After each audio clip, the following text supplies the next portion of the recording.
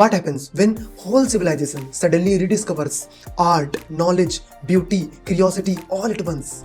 So this happened only in the Renaissance age which started approximately from late 15th century to early 17th century. And the word Renaissance actually means is rebirth of literature, rebirth of art, rebirth of curiosity, rebirth of creativity, rebirth of reason. This was the age when whole Europe turned from rigid religious mindset to creativity, reason, art, curiosity, learning new things. And most important thing, this age was deeply influenced by the rediscovery of Greek and Roman classical literature. And scholars began to focus on humanism, human life, the idea that was related to human emotions, human thoughts, human exploration, instead of focusing on afterlife. One more important event happened, that was the invention of printing press by Gutenberg in 15th century.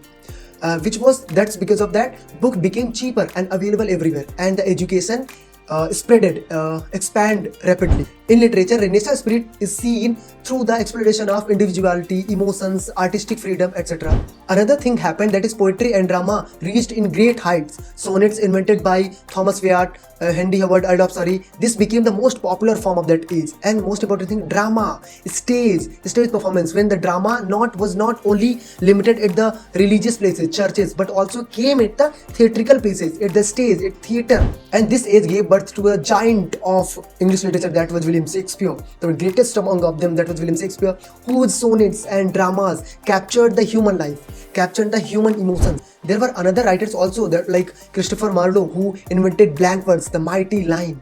Next, Edmund Spenser, who wrote Fairy Tale. So it was a cultural awakening where art, science, philosophy and literature embraced discovery and curiosity.